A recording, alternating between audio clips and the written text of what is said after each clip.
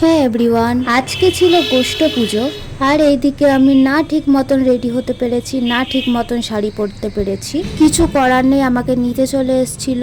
তারপর যাওয়ার সাথে সাথে কাকিমা আমাকে ঠিক মতন শাড়িটা পরিয়ে দেয়। এই শাড়িটা পরে আমাকে কেমন লাগছে তোমরা কমেন্টে জানিও। আর এইদিকে সাগরকে দেখো, ও নাকি বেল্টই খুঁজে পাচ্ছে না, তার জন্য গোছানো জামা কাপড় আবার ওলট পালট করে দিয়েছে। তারপর আমরা রেডি হয়ে বাইরে বেরিয়ে পড়েছি। এইদিকে দেখো সবাই কি সুন্দর নৃত্য করছে। আমরা দেখতে গেছিলাম কৃষ্ণ আর রাধিকা কত দূরে গেল। আজকের দিনে কৃষ্ণ আর রাধিকা সবার বাড়িতে যাবে খেতে। এই পুজোটা কোনো ক্যালেন্ডারে দেওয়া থাকে না, আমাদের এখানে হয় এই পুজোটা, কিন্তু আর কোথাও হয় কিনা আমার ঠিক জানা নেই। তোমাদের ওইদিকে হয় কিনা জানা থাকলে অবশ্যই কমেন্টে জানিও। এইদিকে দেখো কৃষ্ণ আর রাধিকা সেজে কি সুন্দর নৃত্য করছে। এইদিকে আমাদের কৃষ্ণ পুজোর আয়োজন রেডি, তার জন্য চাদর দিয়ে ঢেকে রাখছে। কৃষ্ণ আসলেই চাদর খুলে দেবে। এইদিকে দেখো কত ভিড় হয়ে গেছে।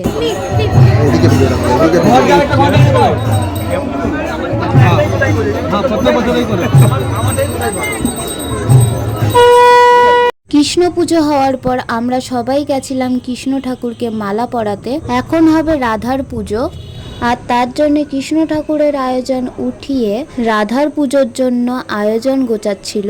এই পুজোটার আয়োজন খুব তাড়াতাড়ি করতে হয়েছে, কারণ কৃষ্ণর পেছনে রাধা থাকে। কৃষ্ণর পুজো হওয়ার পরপরই রাধা ঢুকে পড়ে।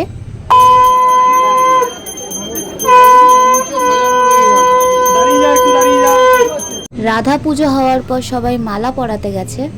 এই যে আমাদের এখানে রাধা কৃষ্ণ, যেটা কোষ্টি পাথর দিয়ে গড়া। শুনেছি এই কোষ্টি পাথর নাকি বহু যুগ আগে আমাদের গঙ্গা ঘাটে ভেসে এসেছিল। পুজো শেষ করে আমরা একটু চলে এসেছিলাম ঘাটে, গেছিলাম একটু হাওয়া খাওয়ার জন্য, কিন্তু গিয়ে মশার কামড় খেয়েছি। রাত্রিবেলায় কিন্তু গঙ্গা ঘাটটা বেশ ভালোই লাগছিল। তারপর আমি আর সাগর মিলে একটু খেতে চলে গেছিলাম। তো গাইস টাটা, আবার দেখা হবে পরের একটা মিনি ব্লগে।